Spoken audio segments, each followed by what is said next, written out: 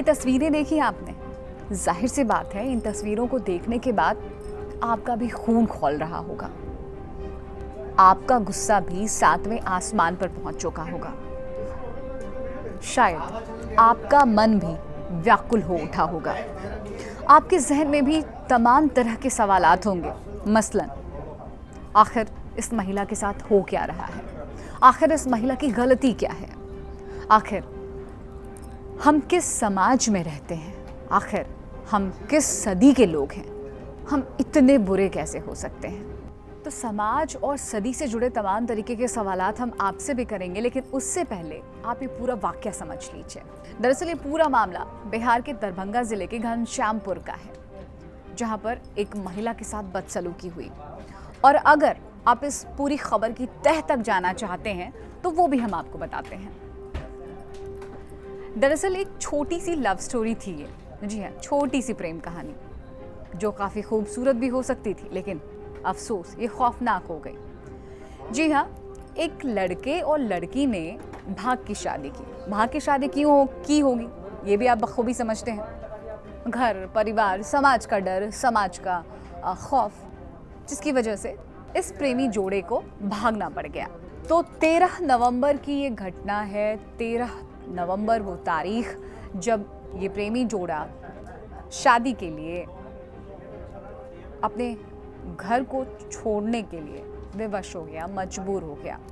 भागकर इन दोनों ने शादी भी कर ली।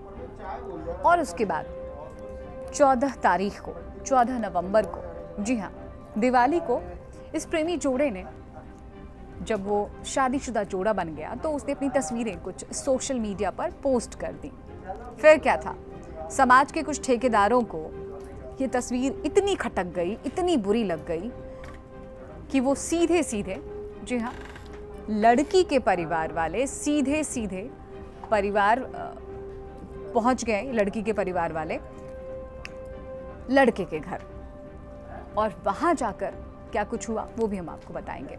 लड़की के परिवार वालों ने, या फिर यूं कहें कि लड़की के तरफ के कुछ लोगों ने इतनी दबंगई दिखाई, इतनी गुंडई दिखाई और इतनी भयावह हरकत की है कि आप सोच कर भी शायद सहम उठे, डर उठे। कुछ लोग गए लड़के के परिवार में, लड़के के घर में, वहाँ पर जो मौजूद महिलाएं थीं उनके साथ बदतमीजी की, बदसलूकी की, बदतमीजी की और गलत व्यवहार किया। और सबसे बड़ी बात यह है, जो लड़के की माँ है, हम उनका नाम नहीं बता रहे फिलहाल आपको,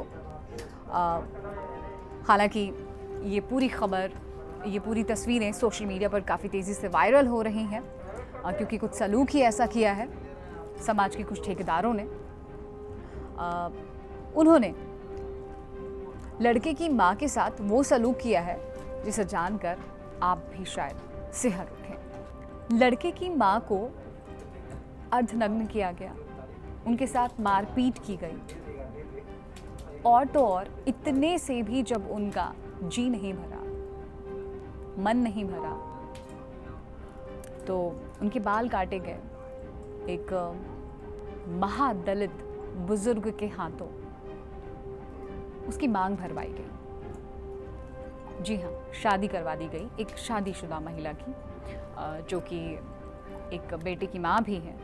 अब सोचिए ज़रा क्या सलूक हुआ है उस महिला के साथ, उसकी क्या गलती थी। और सबसे बड़ी बात ये है,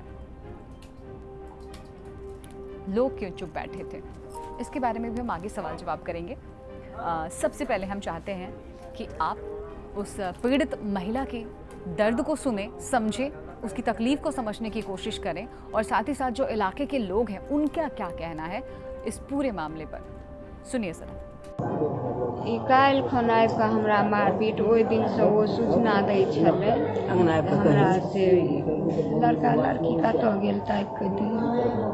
कहलियै जे हमरा तऽ नहि बुझल यऽ, अहाँके जतऽ भेटत ताकू, हमहूँ ओहि सङ्गे चलै छी। मारपीट करे, घर तर सबटा उजाड़ने लगा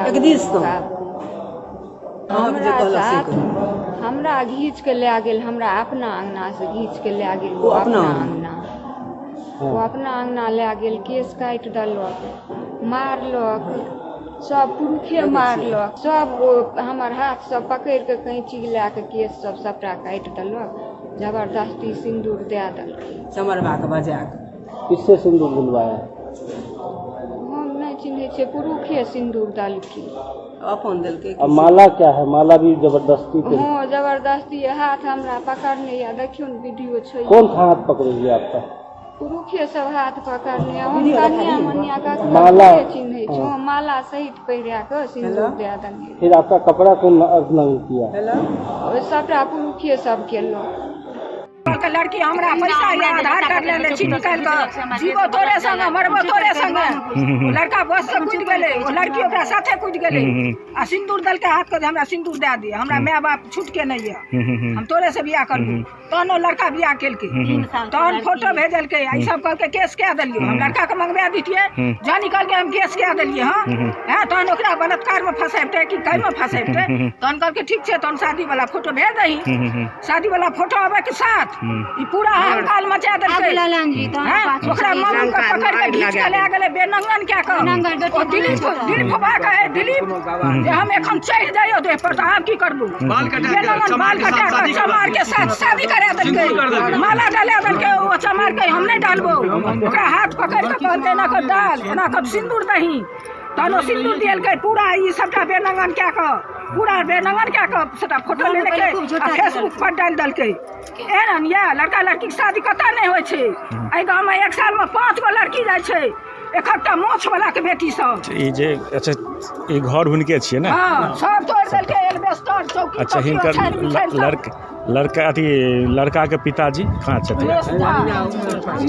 तो आपने इस पीड़ित महिला की बातें सुनी, इलाके की एक महिला को भी सुना जो कि चश्मदीद है, उस वक्त उस घड़ी मौके पर मौजूद थी, जो एक गवाह के तौर पर हैं, जिन्होंने अपनी पूरी बातें रखी हैं कि आखिर उस दिन क्या क्या हुआ और सबके सामने। शायद जो सलूक हुआ है, जो घटना घटी है, जो लोगों का रवैया रहा है उस वक्त, वो समाज के जो जीते जागते लोग हैं उन्हें आप जिंदा लाश से कम तो नहीं मानेंगे। खैर उसके बारे में भी हम आगे बात करेंगे, लेकिन इस पूरे मामले पर अब तक पुलिसिया कार्रवाई क्या हुई है ये अब देख लीजिए। दरभंगा के एसएसपी साहब क्या कह रहे हैं। इतनी बड़ी घटना घट जाती है लेकिन उनके चेहरे पर ना तो कोई अफसोस दिखता है, ना तो वो गुस्सा जो शायद हम आपके चेहरे पर या फिर दिलो दिमाग पर इस पूरी खबर को जानने के बाद हम महसूस कर सकते हैं। ये घनश्यामपुर थाना अंतर्गत आधारपुर गांव में कुछ दिन पहले एक लड़का लड़की के प्रेम प्रसंग में भाग जाने की सूचना प्राप्त हुई थी, जिस पर एफआईआर दर्ज की थी। इसके कुछ दिन बाद में जो लड़की के परिजन हैं उन्होंने लड़के की माता के साथ दुर्व्यवहार किया, उनको जो सूचना प्राप्त हुई उनके बाल काट दिए और भी उनके साथ घर में तोड़फोड़ की। इसको लेकर 15 लोगों पे नामजद प्राथमिकी दर्ज कराई गई है, जिसमें से एक की गिरफ्तारी भी हुई है और अन्य लोगों के विरुद्ध भी कार्रवाई शीघ्र करने का निर्देश जो स्थानीय शिक्षक हैं उनको दिया गया है। सर लड़की की मां का शादी भी जबरन करा दिया गया है। हाँ, इसमें ये भी उन्होंने शिकायत किया है कि एक पड़ोस के मोहल्ला के एक दूसरे समुदाय के किसी व्यक्ति से जबरन उनकी मांग में सिंदूर डलवाया गया। सर कितने लोगों को आरोपित बनाया गया इसमें? इसमें परिवादी की तरफ से 15 लोगों के खिलाफ नामजद प्राथमिकी दर्ज कराई गई है, जिसमें तुरंत ही एसडीपीओ के द्वारा घटनास्थल पर जाकर घटना का सुपरविजन किया गया है और 15 ही लोगों के खिलाफ गिरफ्तारी का निर्देश स्थानीय शिक्षक को दिया गया है। कितने लोगों को गिरफ्तार किया गया? अभी इसमें से एक गिरफ्तारी हो गई है और शेष लोग अभी फिरार हैं, सब भागे हुए हैं। उनकी गिरफ्तारी का प्रयास किया जा रहा है। महिला की क्या स्थिति है सर? अभी महिला तो अपने गाँव में है और पुलिस को भी निर्देश दिया गया है कि इनकी सुरक्षा का पूरा ध्यान रखा जाए। कोई भी इनको आगे कोई डराने धमकाने या प्रताड़ित करने की कोई कार्रवाई ना करने पाए, इसके लिए लगातार स्थानीय थाना उनसे संपर्क में है। सर लड़के और लड़की को बरामद किया गया कि नहीं? अभी बरामदगी नहीं हुई है, उसके लिए प्रयास जारी है। तो इस पूरी घटना को आपने खबर के तौर पर भी देखा और समझा। यहाँ पर पुलिस का क्या एंगल है, किस तरीके से इस पूरे मामले की तफ्तीश हो रही है, क्या कुछ एक्शन लिया गया है, कार्रवाई क्या हुई है, ये आपने जान लिया कि इतनी बड़ी घटना घटी है। 15 लोगों के खिलाफ नेम्ड एफआईआर दर्ज हुई है, महज एक को गिरफ्तार किया गया है, 14 लोग अभी भी फरार हैं। सोचिए ज़रा पुलिस कितनी रफ्तार से पूरे मामले को पड़ताल रही है, यहाँ पर जांच की जा रही है, इन्वेस्टिगेशन हो रही है। खैर, हम आगे बढ़ते हैं ज़रा।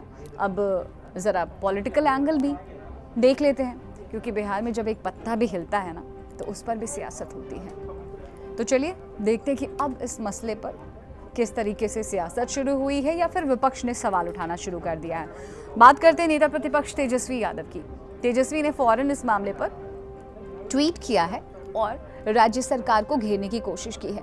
खैर, इसे आप एक सियासी पहलू भी कह सकते हैं, लेकिन बात बिल्कुल सही है, जायज़ भी है। वाकई सरकार पर सवाल उठना चाहिए, क्योंकि नीतीश कुमार को सिर्फ नीतीश कुमार नहीं कहा जाता। नीतीश कुमार अपने आप में साक्षात सुशासन बाबू कहे जाते हैं। तो ज़रा उन्हें बताना चाहिए ये कौन सा राज है। लालू राबड़ी के शासनकाल को जिस तरीके से बार बार यहाँ पर डिस्क्राइब किया जाता है, सवाल उठाया जाता है, जंगल राज कहा जाता है, तो माननीय हम भी सवाल पूछेंगे आपसे, ये कौन सा राज है? जंगल राज, महाजंगल राज, या फिर आपका कथित सुशासन सरकार है ये आपकी?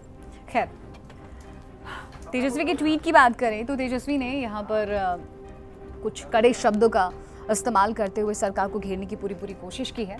तेजस्वी ने यहाँ पर लिखा है, कानून को धत्ता बताने वाली ऐसी घटना पर महाजंगल राज के महाराजा का बयान अपेक्षित है। दरभंगा जिले में 50 वर्षीय महिला, हालांकि उन्होंने यहाँ पर पीड़ित महिला के नाम का जिक्र किया है, फिर भी हम अपनी तरफ से वो गलती नहीं करेंगे। दरभंगा जिले में 50 वर्षीय महिला के साथ मारपीट और अर्धनग्न कर उसके बाल काट दिए गए। जबरन एक महादलित के हाथों महिला की मांग में सिंदूर भरवा माला पहना दी गई। कानून मौन है क्योंकि महाजंगल राज है।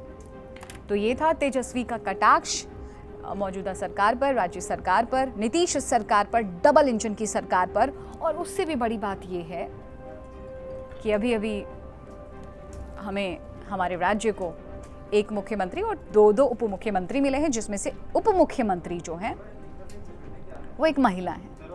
अभी तक उस तरफ से कोई रिएक्शन नहीं आया है, कोई जवाब नहीं, ना तो कोई संवेदना, ना तो कोई कड़ी निंदा ही आई है, क्योंकि शायद ये घटना बहुत ही ज़्यादा छोटी हो जाती है इन बड़े सियासी लोगों के लिए।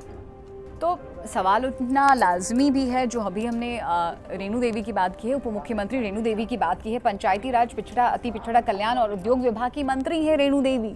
तो ज़रा सोचना चाहिए कि समाज में इस वक्त क्या हो रहा है। और अगर हम इस पूरी घटना की बात करें तो ये छोटी मोटी घटना नहीं है। कहीं ना कहीं समाज में अभी भी जो व्याप्त है, जो अभी भी मौजूद है, वो कुछ लोगों को लेकर, कुछ जाति वर्ग को लेकर भेदभाव, वो भी समझ में आती है इस घटना को जानने के बाद, इस खबर को देखने के बाद। तो जैसा कि हमने आपको पहले भी कहा कि जैसे ही आप इन तस्वीरों को देखते हैं, जो उस महिला के साथ घटना घटी है, जो सलूक हुआ है, जो बर्ताव किया गया उस महिला के साथ, आपके मन में भी तरह तरह के सवाल होंगे, हमारे मन में भी सवाल हैं। और हम चाहते हैं कि उन सवालों का जवाब हम मिल बैठकर ढूंढे भी, तलाशे भी और अपने आप से पूछे भी कि आखिर इसके लिए जिम्मेदार कौन है। अगर हम इस पूरी घटना की बात करते हैं, इस पूरी खबर की बात करते हैं, तो समाज का ताना बाना का बिल्कुल सामने आ जाता है। समाज की जो सच्चाई है वो सामने आ जाती है। और बड़ी बात ये है कि जो हमने अभी आपको इस पूरी घटना के बारे में जानकारी दी है कि दिन दहाड़े इस घटना को अंजाम दिया गया है। समाज के तमाम लोग मौजूद थे, गांव के तमाम लोग मौजूद थे, बच्चे, बूढ़े, बुजुर्ग, महिला, पुरुष, सबके सब मौजूद थे। लेकिन सबसे बड़ी बात यह है कि इतनी घिनौनी हरकत यहाँ पर की जा रही थी। एक तरह से कह सकते हैं हम बिना किसी परहेज के कि समाज के लोगों के सामने नंगा नाच हो रहा था, लेकिन किसी ने एक शब्द नहीं बोला, अपनी जुबान तक नहीं खोली और तमाशबीन बने रहे लोग, जिंदा लाश बने रहे लोग। इतनी बड़ी घटना घट रही है, एक औरत की आबरू के साथ खिलवाड़ किया जा रहा है। 50 साल की उम्र है उसकी और एक भरा पूरा परिवार है उसका, और सबके सामने उसकी शादी रचाई जा रही है।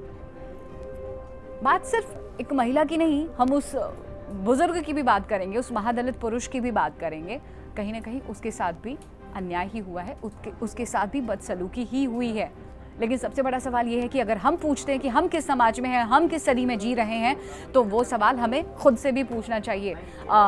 इसके लिए जिम्मेदार सिर्फ हम उस परिवार को नहीं कहेंगे, सिर्फ पुलिसिया तंत्र को नहीं कहेंगे, हम सिर्फ सरकार को नहीं कहेंगे, हम भी कहीं ना कहीं से गुनहगार हैं, हम भी कहीं ना कहीं से जिम्मेदार हैं। बिल्कुल सरकार की लापरवाही है ये, सरकार की जिम्मेदारी बनती है कि एक लॉ एंड ऑर्डर की स्थिति वो हो कि जो भी कुछ गलत करने की सोचे, किसी भी तरह का क्राइम करने की सोचे, उसके मन में खौफ हो, दहशत हो कि कानून अपना काम करेगा। जी हाँ, पुलिस की भी रिस्पॉन्सिबिलिटी बनती है, पुलिस की भी कार्रवाई यहाँ पर सुनिश्चित होनी चाहिए। आखिर कैसी है बिहार पुलिस, क्या है बिहार पुलिस का डर और खौफ इस तरीके के लोगों के लिए उसके मन में? जाहिर सी बात है खौफ नहीं है, तभी इस तरह की घटनाएं अंजाम दी जा रही, इस तरह की वारदात को अंजाम दिया जा रहा है। लेकिन सबसे बड़ी बात है कि इतनी बड़ी घटना घट रही थी, हम और आप कहाँ थे?